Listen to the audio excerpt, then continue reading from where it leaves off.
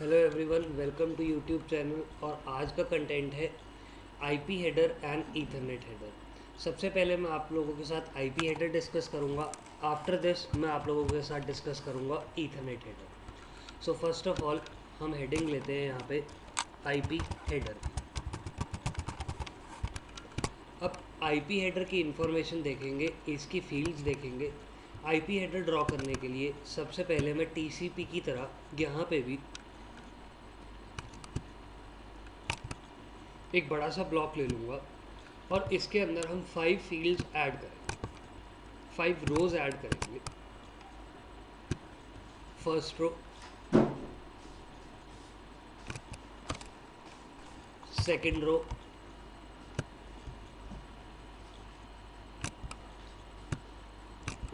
Third row,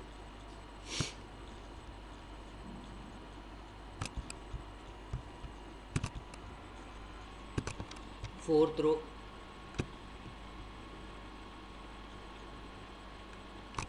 and fifth row.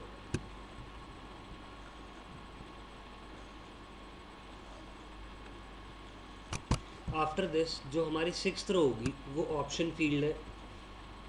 Bye default option field का use नहीं होता और इसके नीचे हमारे पास जो इन्फॉर्मेशन होगी वो होगा डेटा। ना this is your option field और बाय डिफ़ॉल्ट इसका साइज़ होगा 0 बिट्स या 0 बाइट्स। आपकी एक रो 32 बिट्स की है, स्टार्टिंग फ्रॉम 0 टू 31। तो बाय डिफ़ॉल्ट हम 5 रोज़ काउंट करेंगे, 32, 32, 32 एंड 32। अगर हम इसको ऐड करेंगे तो हमारे पास 160 बिट्स आएगा। अगर 160 बिट्स को मैं यहाँ पे डिवाइड करूँगा 8 से तो हमारे पास आएगा 20 बाइट्स। आफ्टर दिस अब इसकी रोज़ की इंफॉर्मेशन लेंगे। इसके अंदर कौन कौन से हमारे पास फील्ड्स आएंगी देखिए, सबसे पहले जो लास्ट की 2 रो है ये रिप्रेजेंट करेंगी सोर्स आईपी को and this row will represent destination IP. After this इसके बाद हम पहली रो के ऊपर चलेंगे, फर्स्ट रो पे। इस फर्स्ट रो को मैं सबसे पहले 3 पार्ट्स में डिवाइड कर लेता हूँ। This is your first part, 2 equal halves में। आफ्टर दिस वर्जन और इसके बाद आपके पास यहाँ पे आएगा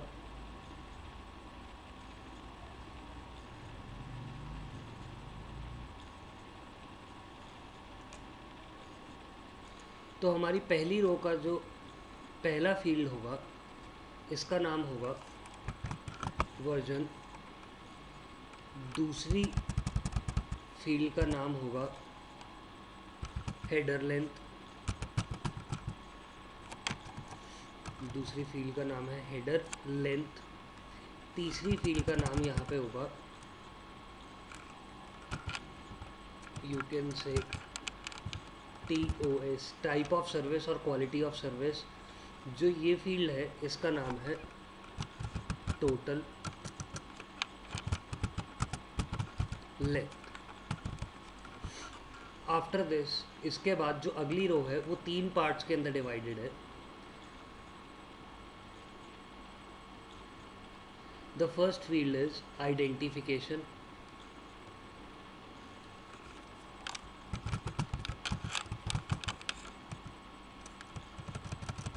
पहली फील्ड का नाम है आइडेंटिफिकेशन।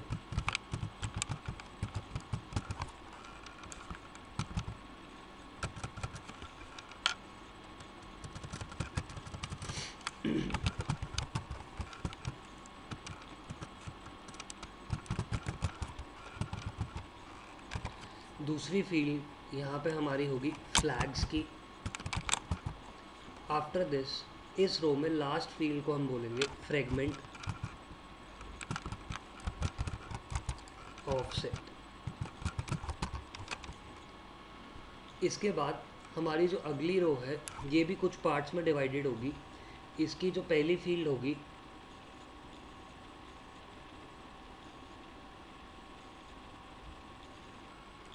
इसको हम बोलेंगे time to live TTL।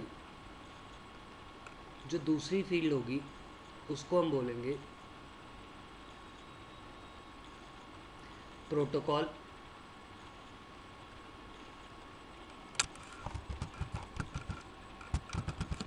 Number, and इसकी जो लास्ट फील्ड होगी उसको बोलेंगे हेडर चेकसम।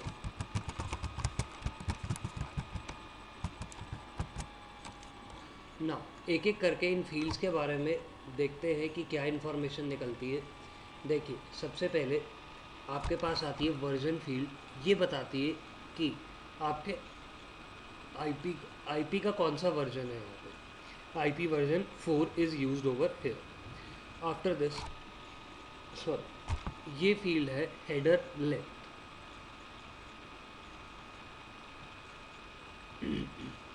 जैसे मैंने आपको TCP हेडर के अंदर बताया था, हेडर लेंथ का मतलब ये होता है कि आईपी हेडर का लेंथ कितना है। इसका जो लेंथ है वो है 20 bytes by default. After this total length का मतलब क्या होगा? टोटल लेंथ का मतलब है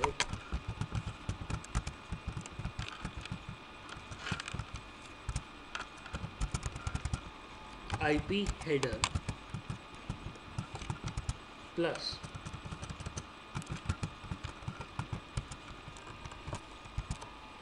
हमारे पास साइज़ आएगा किसका? डेटा का। तो अगर मान लीजिए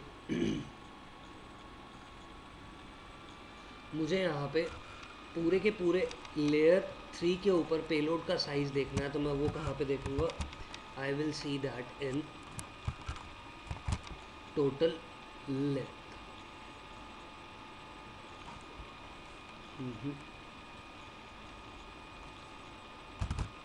आफ्टर दिस इसके बाद हमारे पास जो फील्ड आएगी TTL।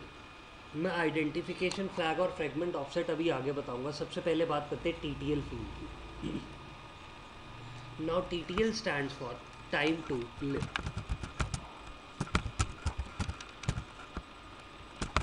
ये 8 बिट्स की फील्ड है।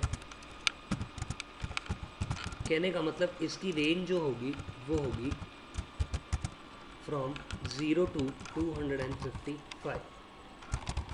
इसकी रेंज होगी। अब TTL फील्ड यूज़ किस लिए होती है? देखिए, TTL को समझने के लिए आप इस सिनेरियो को समझिए, आपको TTL समझ में आ जाएगा। लेट्स से आपके पास दो राउटर हैं, this is R1 and this is R2। Router 1 ने एक पैकेट रिसीव किया और राउटर 1 ने ये देखा कि इस पैकेट के अंदर डेस्टिनेशन IP एड्रेस था 10.1, यानी कि 10 के नेटवर्क के पास इस पैकेट को जाना है।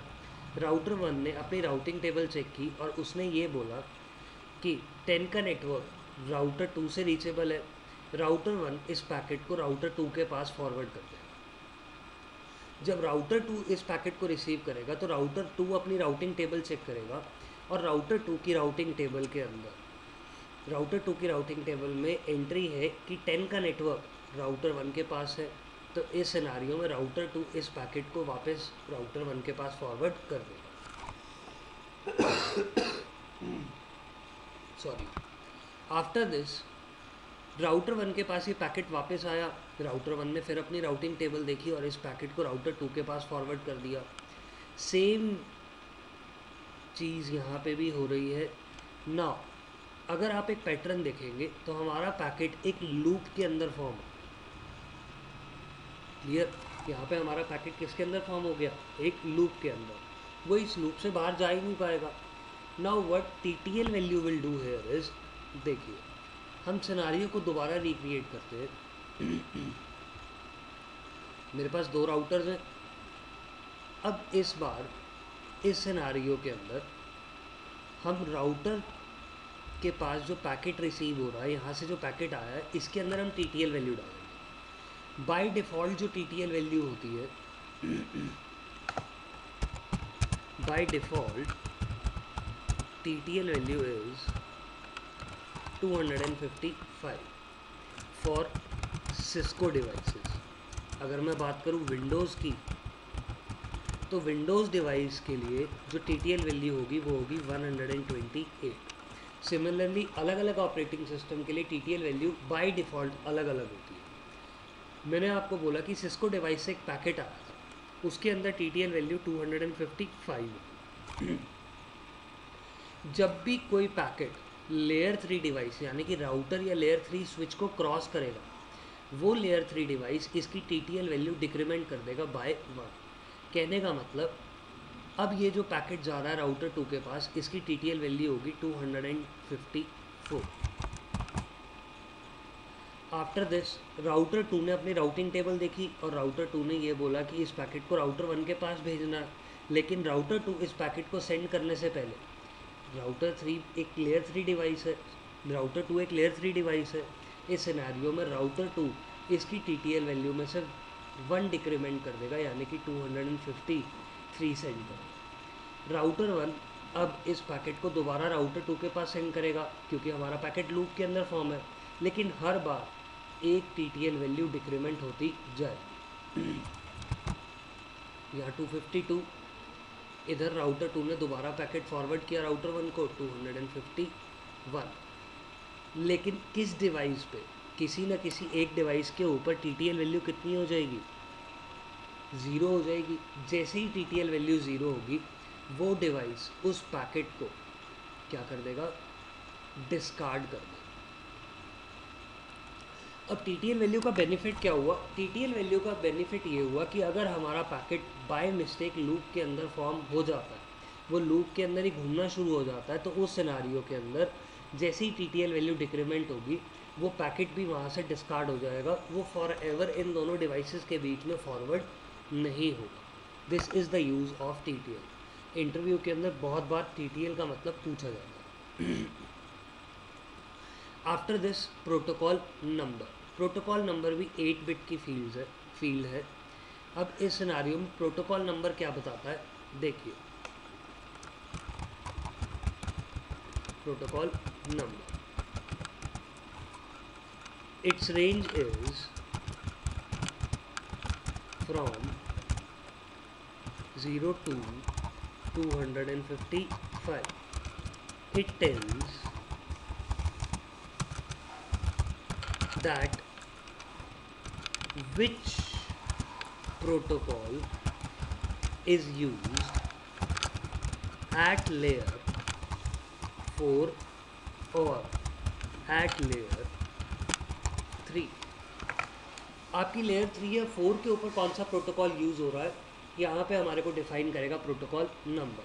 फॉर एग्जांपल, अगर आपके पास TCP यूज़ हो रहा है, तो TCP का एक प्रोटोकॉल नंबर होगा। TCP लेयर 3 के ऊपर ऑपरेट, लेयर 4 के ऊपर ऑपरेट कर रहा है, TCP का प्रोटोकॉल नंबर होगा 6। It is pre defined.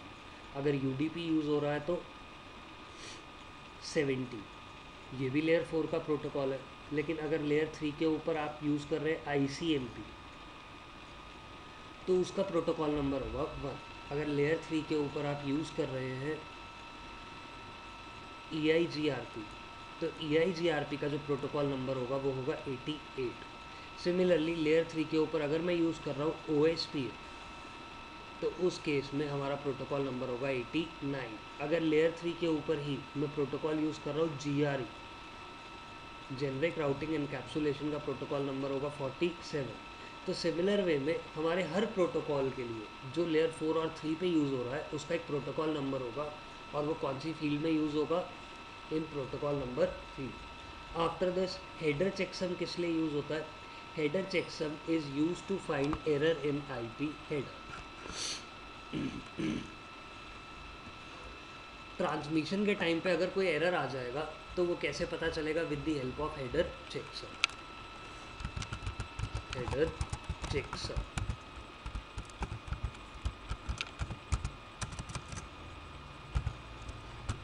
so it is use to find error in IP header. IP header में एरर फाइंड आउट करने के काम आता है कौन सा? Header checks. आफ्टर दिस, इसके बाद आती है बारी source port and source IP and destination IP की। अब सोर्स आईपी और डेस्टिनेशन आईपी कैसे यूज़ होगा देखिए, वेरी इजी। लेट्स से हमारे दो डिवाइसेस आपस में कम्युनिकेट कर रहे हैं, this is your PC and this is server. अब इस सिनारियो के अंदर मैंने दोनों डिवाइसेस को कनेक्ट कर दिया। अब हर डिवाइस का अपना एक आईपी एड्रेस होगा। लेट्स से इसका आईपी 10.1 और इस सर्वर का IP 10.2। Now what I want, अगर मैं यहाँ से कोई भी पैकेट सेंड करूँगा सर्वर को, तो इस केस के अंदर आईपी हेडर में सोर्स आईपी एड्रेस क्या होगा?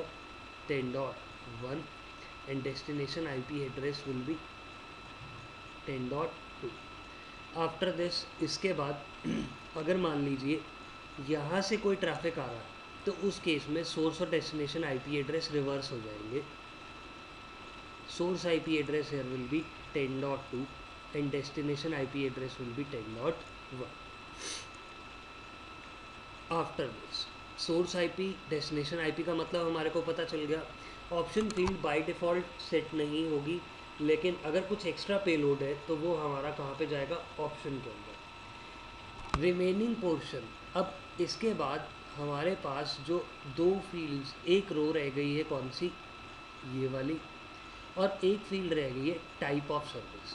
देखिए, टाइप ऑफ सर्विस एक्चुअल में डील करता है क्वालिटी ऑफ सर्विस से। TOS stand for type of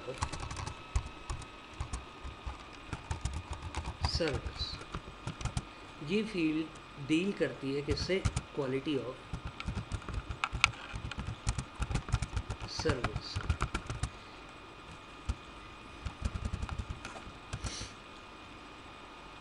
ये जो हमारे पास फील्ड है ये 8 बिट्स की है, और इसके अंदर आपके पास कुछ फील्ड्स होती है such as DSCP and ECM, explicit congestion notification echo.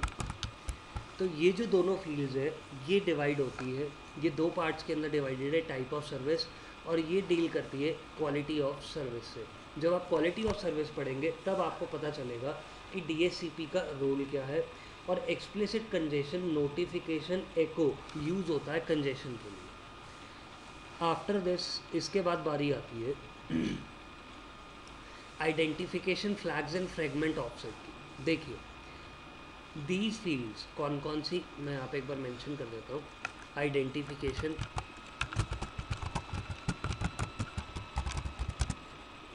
Flags and fragment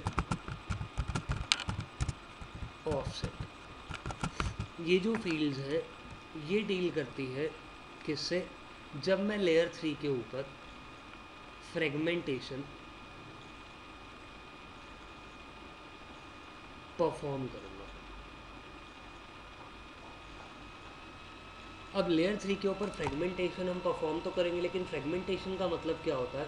देखिए, फ्रेगमेंटेशन का मतलब होता है dividing A data into small chunks of data is known as fragmentation। अगर मैं लेयर 3 के ऊपर डेटा को डिवाइड कर दूं छोटे छोटे चंक्स के अंदर, उस प्रोसेस को मैं बोलूँगा फ्रेगमेंटेशन। अब फ्रेगमेंटेशन होता किसकी हेल्प से है? देखिए, fragmentation is done with the help of MT, maximum transmission unit, और बाय डिफ़ॉल्ट वैल्यू होती है 1500 बाइट्स। किसकी? Of every interface. Of router. अब ये फ्रेगमेंटेशन का मतलब क्या होगा, एक बार ज़रा इधर देखते हैं। लेट से हमारे पास एक डिवाइस था, इसने एक ट्रैफिक को क्या किया, रिसीव किया। जैसे ही इस राउटर ने इस ट्रैफिक को रिसीव किया, अब इस राउटर को ये ट्रैफिक आगे फॉरवर्ड करना। अगर ये राउटर इस ट्रैफिक को आगे फॉरवर्ड करेगा तो इस सिनेरियो के अंदर लेट से ये जो ट्रैफिक था इसका साइज़ था एट लेयर 3, इसका साइज़ कितना था, I am saying that 2000 bytes था इसका साइज़। लेकिन कभी भी लेयर 3 के ऊपर आप 2000 बाइट्स के डेटा को एज इट इज़ सेंड नहीं कर सकते। एक्चुअल में आपका ये जो इंटरफेस है, इस इंटरफेस की एक MTU वैल्यू है, मैक्सिमम ट्रांसमिशन यूनिट। इसका मतलब ये कि वो मैक्सिमम कितना अमाउंट का डेटा एक बारी में ट्रांसमिट कर सकता है। बाय डिफ़ॉल्ट साइज़ कितना है, 1500 बाइट्स। अगर 1500 बाइट्स इसका MTU साइज़ है तो मैं कभी भी 2000 बाइट्स के डेटा को एज इट इज़ ट्रांसमिट नहीं कर सकता। इस सिनारियो में हम क्या परफॉर्म करेंगे, फ्रेगमेंटेशन। फ्रेगमेंटेशन में मैं इसके दो पार्ट्स, इस डेटा को दो पार्ट्स में डिवाइड कर दूंगा, एक 1480 बाइट्स के अंदर और दूसरा जो हमारा होगा वो कितने बाइट्स का रह जाएगा, 520 बाइट्स का। तो मैंने इसके दो फ्रेगमेंट्स कर लिए। मैंने यहाँ पे 1480 बाइट्स इसलिए लिया है क्योंकि मैं इसके अंदर 20 बाइट्स का IP हेडर भी ऐड करूँगा। अगर हम IP हेडर भी ऐड करेंगे 20 बाइट्स का तो मेरा पूरा का पूरा पेलोड 1500 बाइट्स हो गया, और इधर भी 20 बाइट्स तो 540 बाइट्स।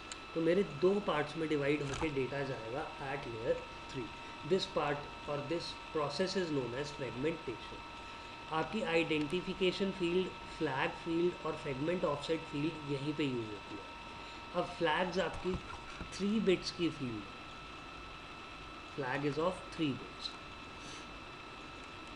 अगर मैं यहाँ पे आपको फ्लैग की बिट्स बताऊँ तो फ्लैग्स हमारे पास 3 बिट्स का है, और उस 3 बिट्स में भी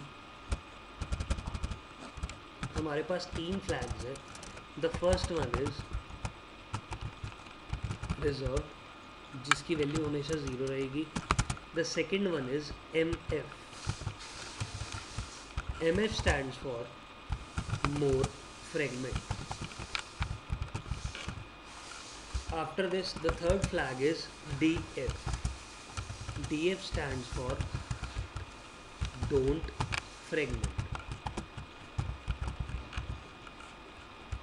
Now, MF bit कब ऑन होगी, देखिए जब आपके पास और फ्रेगमेंट्स आ रहे होंगे, when more fragments are coming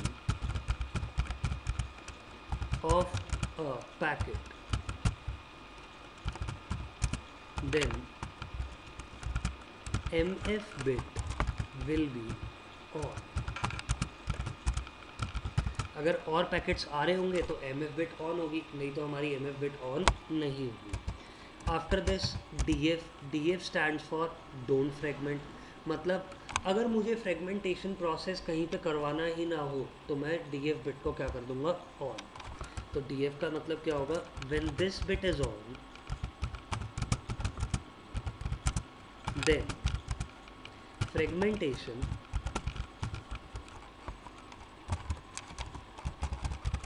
will not be done by any device.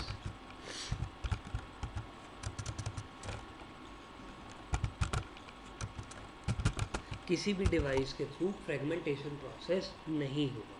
So these are the 3 flags of IP header. इसके बाद हमारे पास ये जो फील्ड है फ्रेगमेंट ऑफसेट और आइडेंटिफिकेशन, ये दोनों फील्ड्स फ्रेगमेंटेशन को बिलोंग करती है। फ्रेगमेंटेशन का जब हम यूज़ करेंगे तब यूज़ होंगे। This is your complete IP header. After this अब हम बात करेंगे ईथरनेट हेडर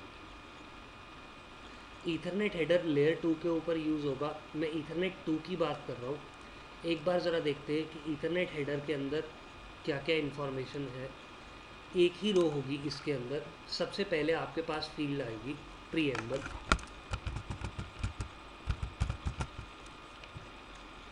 प्रीएम्बल के बाद आपके पास फील्ड आएगी SFD। SFD इसके बाद जो अगली फील्ड है ईथरनेट हेडर के अंदर वो होगी डेस्टिनेशन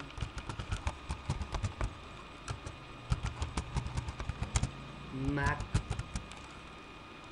आफ्टर दिस हमारे पास आएगा सोर्स मैक।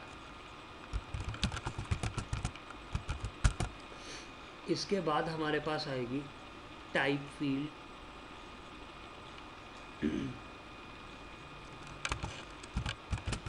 टाइप फील्ड के बाद हमारे पास यहाँ पे आएगा डेटा, जो अपर लेयर से ईथरनेट लेयर के ऊपर आया है वो डेटा यहाँ पे आएगा। एंड लास्ट में हमारे पास जो फील्ड होगी उसको हम बोलेंगे FCS, फ्रेम चेकसम।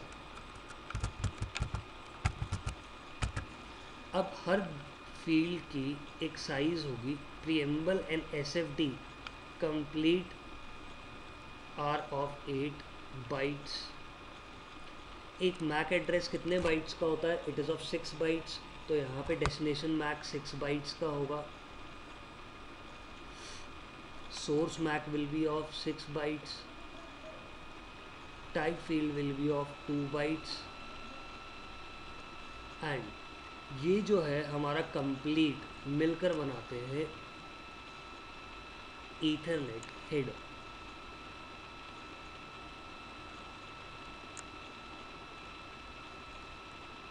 जो FCS फील्ड है यहाँ पे ये हमारा होगा Ethernet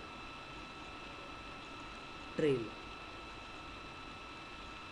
second layer data link layer एक ऐसी लेयर है जो ईथरनेट का हेडर भी डालती है एज वेल एज एक ट्रेलर भी ऐड करती है डेटा के साथ। अब इस सिनेरियो के अंदर हमारा जो डिफ़ॉल्ट साइज होगा ईथरनेट हेडर का वो होगा 14 बाइट्स। लेकिन आपने तो बोला कि भाई 22 बाइट्स होना चाहिए, लेकिन हम कभी भी प्रीएम्बल और SFD का साइज़ इसमें ऐड नहीं करेंगे। 6 + 6 is 12 + 2 is 14। आफ्टर दिस अब एक एक फील्ड के बारे में देखते हैं। सबसे पहले बारी आती है प्रीएम्बल एंड SFD।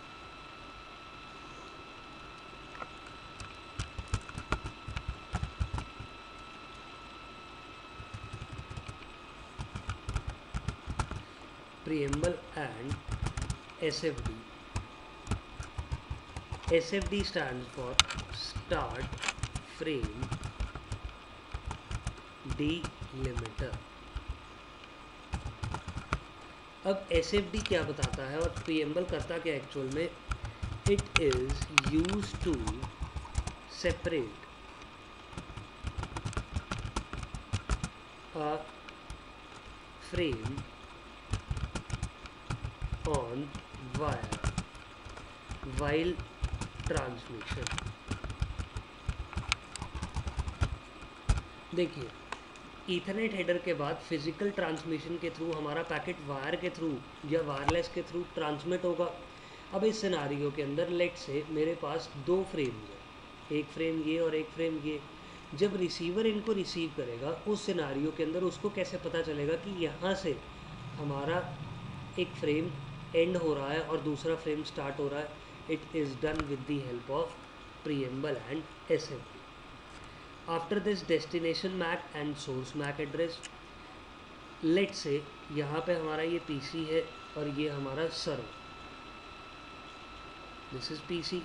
यहाँ पे अब जब भी डेटा ट्रांसमिट होगा इस सिनेरियो में PC का अपना क्या होगा? एक मैक एड्रेस, और इस डिवाइस का भी सर्वर का भी एक मैक एड्रेस होगा।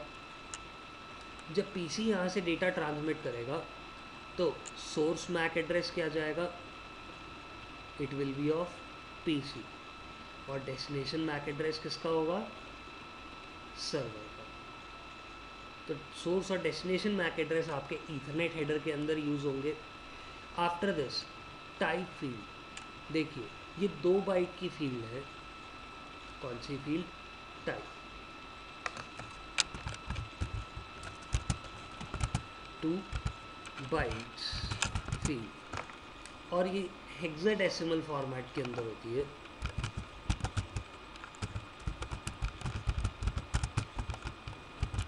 हेक्साडेसिमल फॉर्मेट के अंदर इसकी वैल्यूज़ होती है।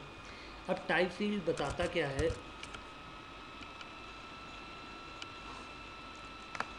it tells that which protocol is used at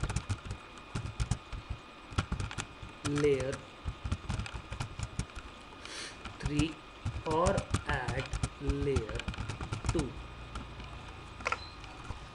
layer 3 या लेयर 2 पे कौन सा प्रोटोकॉल यूज़ हो रहा है हमारे को कैसे पता चलेगा? With the help of type field, क्योंकि इसके अंदर प्री डिफाइंड वैल्यूज़ होती है।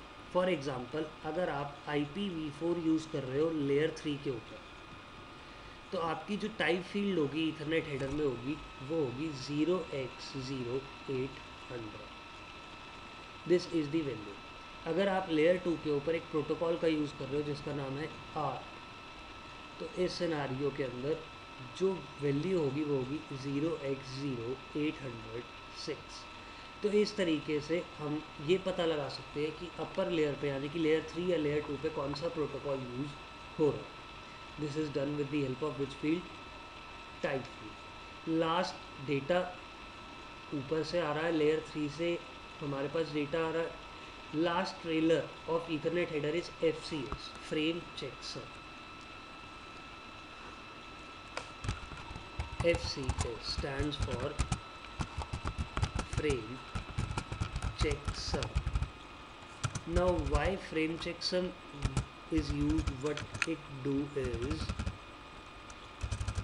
it is used to find error in complete frame। पूरे फ्रेम में एरर फाइंड करने के लिए FCS का यूज होता है, फ्रेम चेकसम, यानी कि ईथरनेट हेडर प्लस डेटा में भी एरर फाइंड आउट करने के लिए किसका यूज होगा? Frame checksum. So this is your complete which header, Ethernet header. अगर मैं आपको ये सारे के सारे हेडर दिखाऊं तो एक बार हम एक प्रैक्टिकल परफॉर्म करेंगे छोटा सा। मैं आप लोगों को ये सारे के सारे प्रैक्टिकली हेडर्स भी दिखा सकता हूँ, इनकी सारी इंफॉर्मेशन भी हम देख सकते हैं। मैं GNS का यूज़ करूँगा इस प्रैक्टिकल को परफॉर्म करने के लिए। मैं यहाँ पे 2 राउटर्स का यूज़ करूँगा और इन दोनों राउटर्स के बीच में टेलनेट का यूज़ करेंगे हम।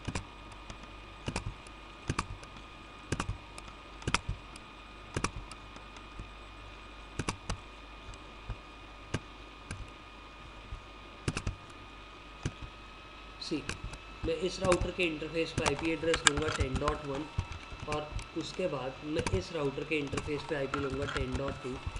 हम राउटर 2 के ऊपर टेलनेट इनेबल करेंगे।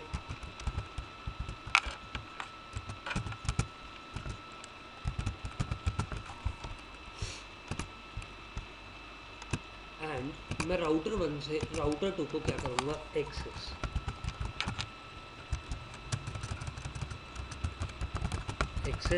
Router 2 done. अब इस प्रैक्टिकल को परफॉर्म करने के लिए मैंने दोनों राउटर्स का एक्सेस ले लिया। This is our router 1, this is our router 2। मैंने राउटर 1 के ऊपर कमांड रन करी, interface fast Ethernet 0x0, no shutdown, IP address here is 10.0.0.2। After this हम राउटर 2 पे चलेंगे। राउटर 2 के ऊपर मैंने यहाँ पे कमांड रन करी, interface fast Ethernet 0x0, no shutdown, IP address 10.0.0.2। इसके बाद मैं यहाँ पे टेलनेट इनेबल करूँगा। टेलनेट इनेबल करने की कमांड मैंने शायद से दोनों इंटरफेसेस पे सेम IP डाल दिया। देखिए, अगर आप दोनों इंटरफेसेस पे सेम IP डाल देंगे तो वो सेम नेटवर्क में होगा। आपके पास यहाँ पे डुप्लीकेट एड्रेस का एक मैसेज आ गया, तो मैं राउटर 1 पे जाके आईपी एड्रेस दोबारा डालूँगा और इस बार आईपी एड्रेस क्या होगा 10.1। आईपी एड्रेस ठीक करने के बाद अब मैं टेलनेट एनेबल करूँगा। टेलनेट एनेबल करने की कमांड क्या है, राउटर 2 पे हम लिखेंगे सबसे पहले एनेबल पासवर्ड। मैंने यहाँ पे एनेबल मोड पे पासवर्ड सेट कर दिया। आफ्टर दिस इसके बाद इस सिनारियो में मैं लिखूँगा लाइन VTY 0 to 4 पासवर्ड। मैंने यहाँ पे पासवर्ड डाल दिया 1 2 3 और लिख दिया लॉग इन। हमने टेलनेट एनेबल कर दिया। यहाँ पे टेलनेट एनेबल करने के बाद अब मैं यहाँ पे इस वायर को राउटर 1 के इंटरफेस को हम कैप्चर करेंगे। इस इंटरफेस को हम कैप्चर करेंगे और जो भी डेटा ट्रांसमिट होगा वो हमारे को दिख जाएगा। मैं राउटर 1 से राउटर 2 का एक्सेस लूँगा। टेलनेट TCP का यूज़ करता है, तो हम अभी कैप्चर में वही देखेंगे। मैंने यहाँ पे लिखा टेलनेट 10.0.0.2। जैसे ही मैंने यहाँ पे एंटर किया, मेरे से पासवर्ड मांग रहा है 1 2 3। मैंने एंटर कर दिया। देखिए हम राउटर 2 पे एंटर हो गए। This is not the main part. मैंने जो कैप्चर किया था यहाँ पे मेरे पास सारे के सारे पैकेट्स कैप्चर हो गए। अब हमारे को TCP देखना है। मैंने यहाँ पे क्या लिखा, एड्रेस बार में लिख दिया TCP। और अब हम TCP के सारे पैकेट्स देख सकते हैं। मैं किसी भी एक पैकेट को रेंडमली खोल के दिखा देता हूँ। जैसे ही मैंने यहाँ पे इसको ओपन अप किया, सी अब इस सिनारियो के अंदर हमारे पास अलग अलग हेडर्स का भी यूज़ हो रहा है। Just wait.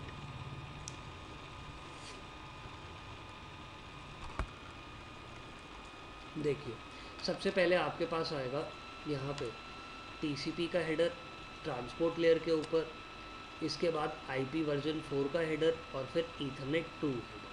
क्लियर। अब TCP का हेडर हम ओपन अप करके देख सकते हैं। जितनी भी फील्ड्स हमने करी थी वो सारी की सारी यहीं पे ही आएंगी। ये देखिए सोर्स पोर्ट 23 किसके लिए यूज़ होता है, टेलनेट के लिए। मतलब ये कहाँ से आ रहा है, टेलनेट सर्वर से आ रहा होगा, यानी कि टेलनेट डिवाइस राउटर से। डेस्टिनेशन पोर्ट नंबर क्या है, random port number. After this sequence number and acknowledgement number use हो रहा है। Header length 24 bytes. Flags are syn flag and acknowledgement. अगर मैं फ्लैग्स को ओपन करके दिखाऊँ तो देखिए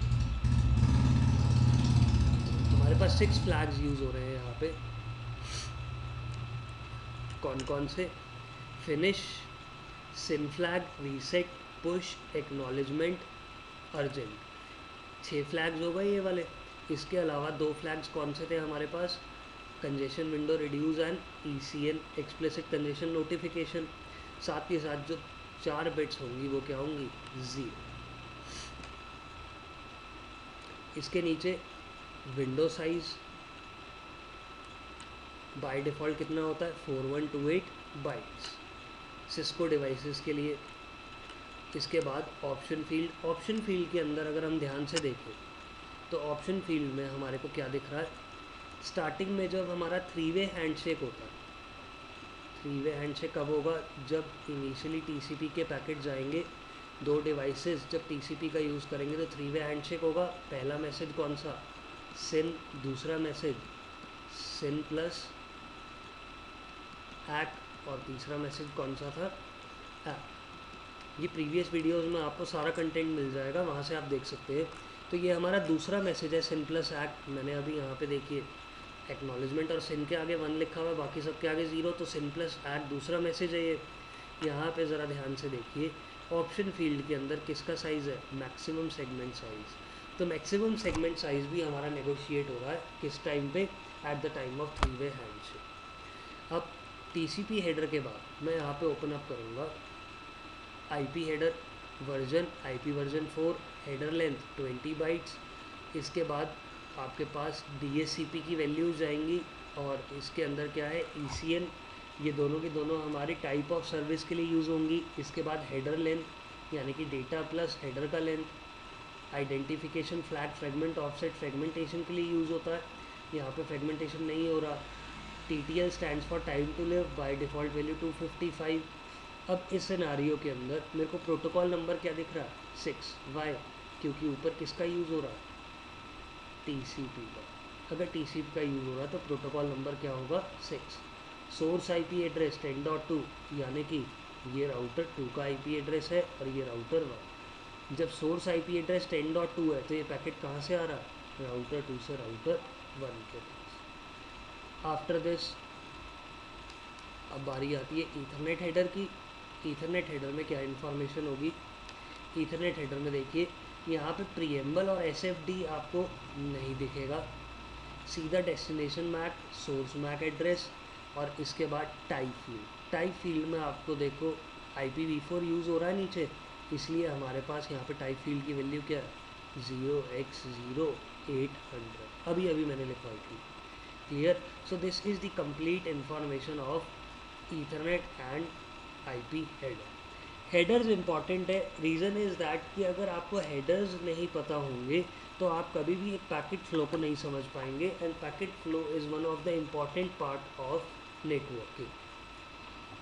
ओके एवरीवन, आई होप आप लोगों को सभी को हेडर समझ में आ गए होंगे। अगर कोई भी डाउट है आप कमेंट में लिख के मुझे बता सकते हैं, और मैंने अपनी लिंक्डइन की प्रोफाइल भी अटैच कर रखी है, आप वहाँ से मुझे फ्रेंड रिक्वेस्ट भेज के भी अपने डाउट्स क्लियर कर सकते हैं।